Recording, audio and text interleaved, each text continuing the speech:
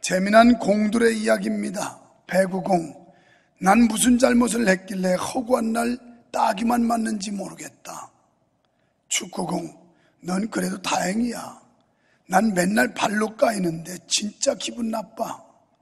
탁구공. 야, 난 매일 무슨 밥주걱 같은 걸로 상위에서 때리고 깎고 돌리고 올리고 아주 죽을 맛이다. 야구공. 나는 사실 매일 몽둥이로 쥐어 터진다.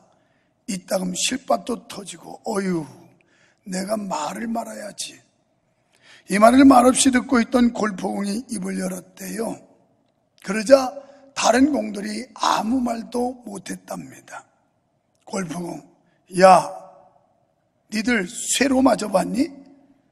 쇠몽둥이로 맞아봤냐? 진짜 아파. 재밌는 이야기인데 공들이 서로 위안을 받았다고 합니다. 그렇습니다. 여러분, 내가 가장 힘든 것 같지만 사실 나보다 더 힘든 사람도 많고요.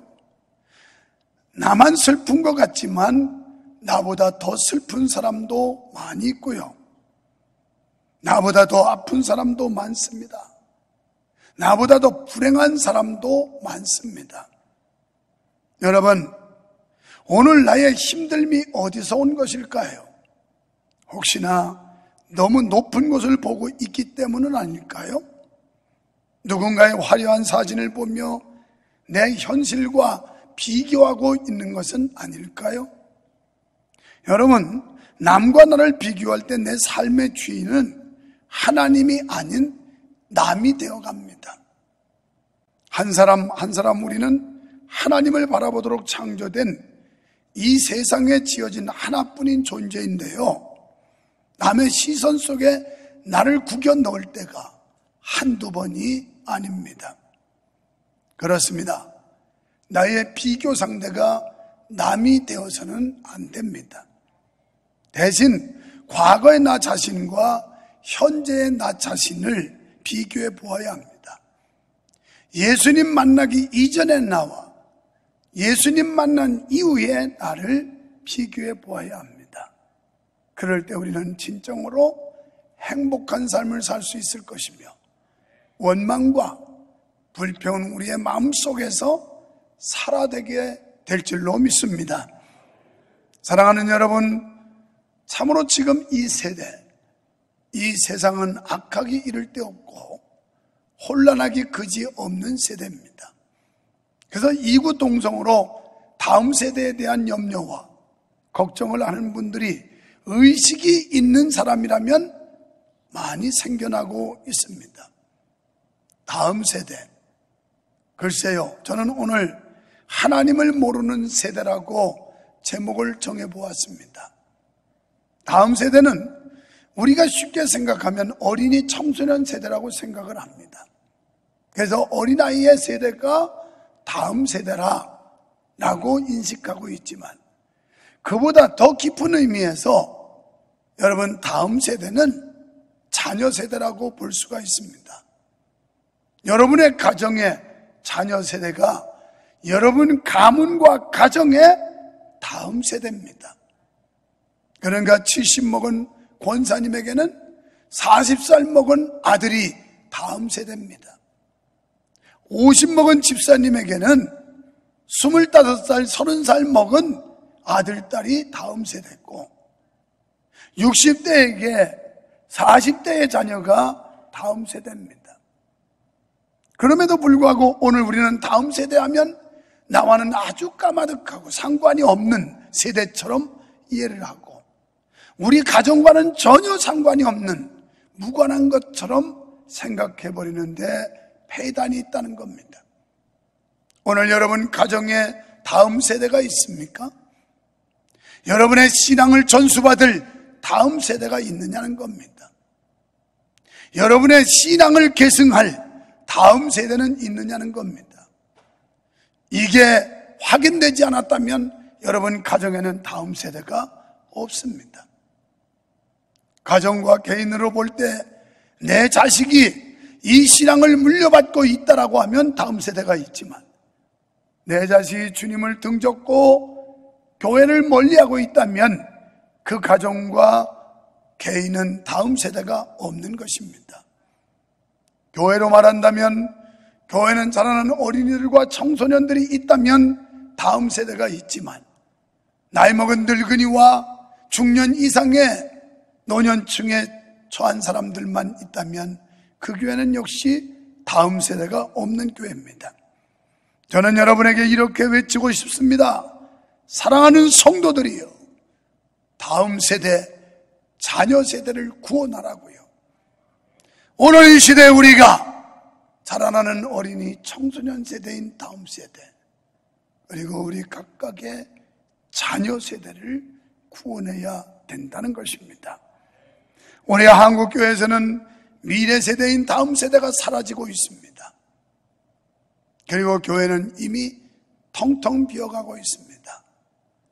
여러분, 어른 교인들은 20%에서 25%라고 말하지만 다음 세대라고 하는 어린이 청소년은 3%도 안 된다는 것은 앞으로 미래를 어둡게 하고 우리를 적잖이 긴장하게 하며 근심케 하는 요인이라고 생각해야 합니다. 우리 세대가 지나갔을 때 과연 이 교회는 누가 지킬 것이며 이 나라의 영적인 세계는 누가 끌고 갈 것이냐 하는 문제입니다. 여러분, 왜 이런 경우가 생겼을까요? 자식을 구원하지 못하면 그 가정에서 신앙의 다음 때가 끊기기 때문입니다. 이런 가정이 얼마나 많은지 몰라요. 불행한 현실입니다. 부모가 목회자인데도 불구하고 자식들은 주님과 상관이 없고, 부모가 장로 권사인데도 불구하고 교회와는 상관이 없이 사는 자식들, 부모가 교회 다니는 집사 성도인데도 불구하고 자식은 교회와는 아주 멀리 담쌓고 사는 가정들, 이게 바로 문제옵시다. 오늘 이 시간 진지한 마음으로 여러분 자신을 돌아보십시오. 그리고 여러분의 가정을 확인해 보십시오. 여러분의 자녀를 점검해 보십시오. 과연 자신 있게 우리 가정에 유씨 가문의 다음 세대가 있습니다라고 말할 수 있을는지, 최씨, 이씨, 김씨, 박씨 가문의 신앙의 다음 세대가 있다고 자신있게 말할 수 있는지 한번 주님 앞에 여러분의 마음을 열고 확인해 보십시오. 어떻습니까? 여러분 자녀 세대가 다음 세대가 있습니까? 또한 교회를 다니기는 다니는데 타성과 습성에 젖어 있는 자녀들, 자식들, 교회는 출석을 해요. 왔다 갔다 해요. 근데 믿지는 않아요. 예수님을 알고 있어요. 근데 믿지는 않아요. 태어날 때부터 믿음의 가정에서 태어나서 주일학교부터 왔다 갔다 하면서 예수가 누군지 하나님이 누군지 다 알고 있어요, 머리로.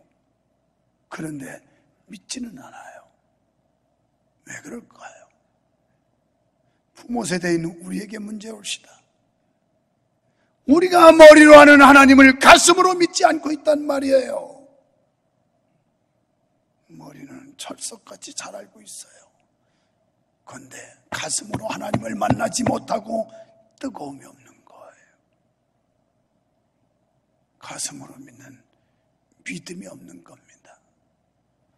여기 나와 있는 여러분들 중에도 머리로 배움과 경험을 통해서는 알고 있는데 가슴으로 믿지 않은 사람들이 수두룩합니다.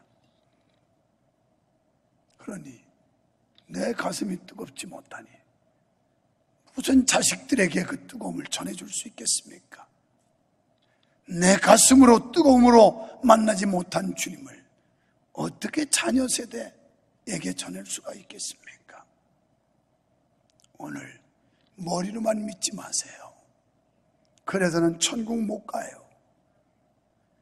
머리로만 믿지 마세요. 거기에 구원이 없어요.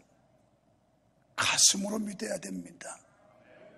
로마서 10장 10절에 보면 사람이 마음으로 믿어 의에 이르고 입으로 시인하여 구원에 이른다고 말씀했는데, 앞절 9절에 보면 거기는 순서가 정반대로 입으로 믿고 마음으로 믿어 구원에 이른다고 했지만, 앞뒤 순서는 바뀌었으나 본질은 똑같은 겁니다. 하나라는 말씀이에요. 결국 가슴으로 믿어야 구원받는다는 거예요. 가슴으로 믿지 않으면서도 입술로 청산유수로 말 잘하는 사람 많습니다.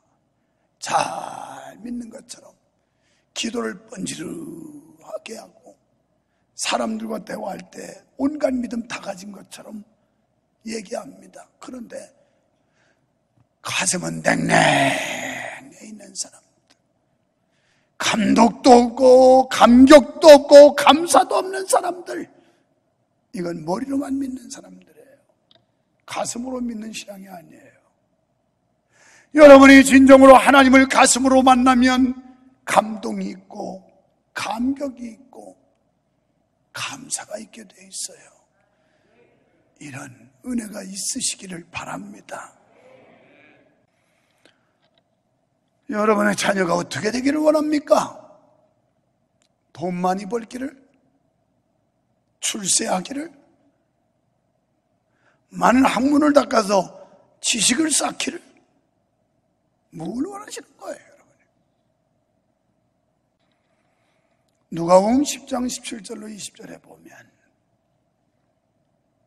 70명의 제자들이 우리가 예수의 이름으로 명령했더니 귀신이 무릎을 꿇고 나갔고 놀라운 역사가 일어납디다 그랬더니 20절에서 예수님께서 귀신이 너희에게 항복한 걸 가지고 기뻐하지 말고 너희의 이름이 하늘에 기록된 것 때문에 기뻐해라.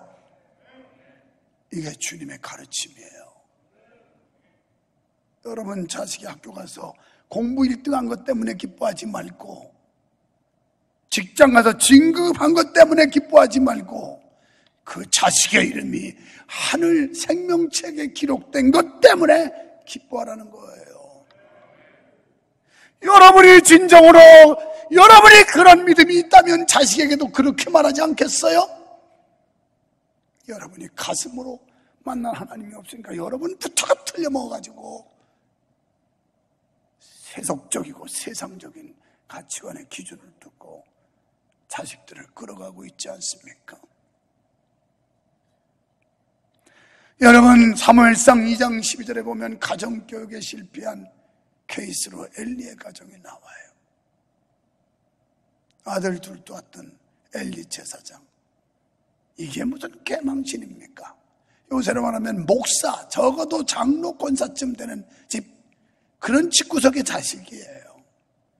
그런데 여호와를 경외하는 신앙을 제대로 심어주지 못해서 하나님 앞에 제사드리는 제물을 지가 먼저 손대, 칼고리 가지고 고기 좋은 거 지가 다 먼저 먹고 경거망동한 행동을 하고 여호와를 경외하는 신앙이 없었던 거예요. 그뿐인가요? 14절에 내려가면 성전에서 수종드는 여자들하고 거룩한 하나님의 전에서 동침을 해요. 성관계를 한다 이 말이에요. 이런 때 우리는 어떻게 해야 될까요? 이사야 24장 15절에 보면 여호수아가 외친 말이 나옵니다. 이스라엘 백성을 향하여 너희들 이스라엘아, 만약에 너희가 하나님을 섬기는 게 귀찮거든, 또 이것이 좋지 않아 보이거든, 너희 조상들이 여기 출애굽하기 전에 저 애굽에서 태양신 섬기했던 그 선을 섬기든지 아니면 이 땅의 모리아 족속이 섬기는 이방신을 섬기든지 해라. 그러나 나와 내 집만큼은 여호와를 섬기겠노라. 이렇게 타락하고 배역하고 엉터리 같은 세대, 엉터리 같은 신자들이 많을 때 나와 내 집은 여호와만 섬기겠노라. 여호수아는 이렇게 외쳤어요. 이 시대 참 그리스도인이라면 이렇게 외쳐야 되는 거 아니에요? 이런 사상과 정신 가지고 살아야 그 사람에게 구원이 있는 거 아니에요? 여러분, 자녀에게 믿음을 바로 물려주지 못하면 가정도 교회도 나라도 미래가 없습니다. 사사시대 당시에 이스라엘은 자기 정체성을 잃었어요. 이게 큰 문제예요. 내가 누군가? 목사다. 내가 누군가? 장로 권사다. 내가 누군가? 교회 집사요 성도다. 정체성을 알아야 된다는 거예요. 그런데 정체성을 잃었어요. 이스라엘 선민으로서의 정체성을 잃어버렸어요. 그래서 이들은 점점 우상숭배했고 타락하기 시작해요. 오늘 본문의 내용이 뭡니까? 여호수아와 그 뒤에 장로들이 살았을 때는 하나님이 하신 크신 역사와 하나님의 인도하심과 은혜에 대해서 이들이 전해줘서 신앙을 유지했었는데, 여호수아가 죽고 장로들이 죽은 뒤에 10절에 다음 세대들은 그 위에 일어난 다른 세대들은 여호와를 알지 못하며 여호와께서 이스라엘 위하여 행하신 일도 알지 못하였더라. 이게 오늘 핵심이에요. 다음 세대들은 그 부모 세대가 제대로 전수를 못해서 그 가정의 다음 세대, 자식 세대에는 신앙이 끊겨버렸고, 이 교회에서 우리 기성세대가 우리의 신앙을 우리 다음 세대들에게 바로 전해주지 못해서 교회의 영적인 대가 끊겼다는 얘기예요. 그러다 보니 그들은 하나님보다 우상을 섬기는 데 친숙했어요. 사랑하는 여러분, 우리도 다음 세대의 신앙을 바로 이어주지 못하면 이런 무서운 결과를 초래할 것입니다. 교회가 그리스도의 복음으로 다시 무장하고 믿음의 능력을 회복하지 못하면 우리 다음 세대에게는 희망이 없습니다. 우리 한국교회가 믿음의 선배들이 눈물의 헌신과 섬김의 모범을 보일 때는 하나님의 큰일이 계속 나타났어요. 이제 복음으로 다시 돌아가야 합니다. 그리고 복음에 합당한 삶을 우리 먼저 살아서 우리 자녀 세대, 다음 세대에게 이 믿음을 전수해 줘야 합니다. 역사적으로 이스라엘 민족보다 더 고통스러운 민족은 없었습니다. 이스라엘 민족은 2500년 동안 떠돌이 삶을 살았어요. 그리고 1948년 5월 14일 날 이스라엘은 독립을 해요. 지난주에 말씀드렸죠. 그들이 노벨상 3분의 1을 차지한다고, 유대인들이. 어디서 그런 힘이 나왔고 그 나라가 지금 건재할 수 있는 힘이 어디서 나왔을까? 여러분, 물질이었을까요? 그들에게 돈도 없었어요. 군대의 힘이었을까요? 그들은 흩어져 사는 민족이었어요. 정치적 힘, 과학의 힘, 아무것도 없었습니다. 하나밖에 없었는데 아브라함의 신앙, 여호와를 경외하는 신앙 하나밖에 없었어요. 이게 지난 주일날 말씀드린 하바르타 교육. 하바르타식 교육이란 토라 교육이고요, 여호와 신앙 교육입니다. 그리고 철저하게 주입식이 아닌 토론식이에요. 지금 우리 신두리에서 다니엘 국제학교가 이런 식의 교육을 하고 있어요. 저는 수시로 모니터링을 합니다. 모니터. 이 애들이 뭘 어떻게, 지금 어떻게 시간을 보내고 있나. 인생학교에서는 신앙훈련만 주로 했지만 지금 이제 정식으로 국제학교가 개교되면서부터는 학습훈련을 또 굉장히 빡세게 하고 있어요. 어제 토요일인데도 불구하고 자기들 데스크에 엎드려서 공부를 하고, 그리고 깃발을 꼽습니다. 공부하다 막히면. 그러면 선생님들이 엄청 바쁘게 왔다 갔다 하면서 깃발 꽂은 데 가서 막힌 거 뚫어주고, 또 저쪽 깃발 꽂혀서 거기 가서 하고, 그리고 공부하고 자기들이 채점하는 데스크가 있어요. 자기가 제대로 맞췄는지 채점을 다 해요. 여러분, 거기서 우리는 인큐베이팅 하려고 그러는 거예요. 거기서 숯불을 붙여서 달궈가지고 불덩어리 몇 개 갖다가 드문 교회 학교 중고도 뭐 던져놔가지고 다른 거 다 불 붙이려고 그러는 거예요. 불 붙이려고. 물론 학습의 효과도 대단합니다만 그게 위주는 아니에요. 그런데 우리 한국 사람들은 그게 안 따라주면 거들떠보지도 않아요. 신앙은 뭐 개차반이기 때문에. 그래서 부득이하게 미끼로 던져주는 거예요. 거기서 효과를 극대화시켜 줌으로 인해서 신앙을 선택할 수 있도록 하기 위한 미끼지, 그게 주목적은 아니에요. 그래서 나는 지금도 꿈꾸는 게 우리 교회를 중심으로 해서 이 수원을 뒤집어야 되겠다. 수원의 청소년 다음 세대를, 어린이 세대를 뒤집어 엎고, 그리고 인근 도시로 확산시켜서 한국 교회를 살리는 이런 운동을 벌려야 되겠다는 게 요새 내가 꿈꾸고 있는 거고 내 가슴을 뜨겁게 하는 그런 부분이에요. 그럼 목사 혼자 불타도 되겠냐고. 적어도 장로, 권사, 집사, 온 성도가 가슴이 뜨거워서 주체를 못하고 이런 메시지를 듣고 막 쇼킹해가지고 충격을 받고 움직여야 뭐가 되는 거지. 아유, 뭐 그래서 뭐 어쨌다는 거야. 이란 이게 무슨 신앙이네. 그게 불신자지. 그러기 위해서 우리는 다음 세대를 위해 투자를 해야 됩니다.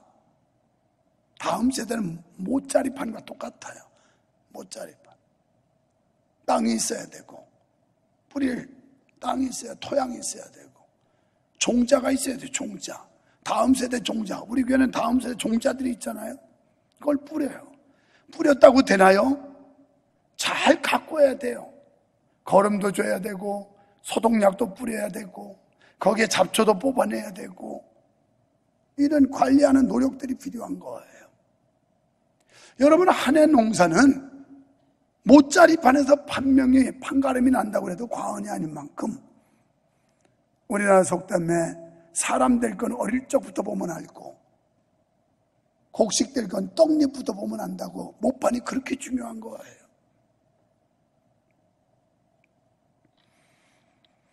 우리가 다음 세대 위해 투자해야 되는데, 그러기 위해서는 기도로 후원해야 됩니다. 누구나 이런 안타까운 마음 가지고 기도는 할 수 있는 거 아니겠어요? 두 번째는 재능으로 기부해야 돼요. 재능. 물질도 후원해야 합니다. 물질도. 못판에 그냥 자라는 거 아니에요. 다 거름도 줘야 되고 소독약도 뿌려야 되고 그래야 자라지. 다음 세대가 그냥 돼.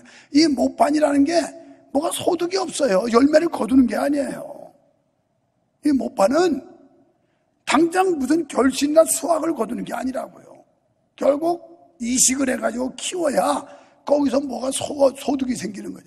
그 아이들을 키워서 그 아이들이 성인이 됐을 때 교회 여러 가지로 역할을 하지, 지금은 그냥 관리해 줘야 되는 거예요. 계속 투자를 해야 된단 말이에요. 여러분, 다음 세대에 관심 가지세요. 그리고 다음 세대에 투자하세요.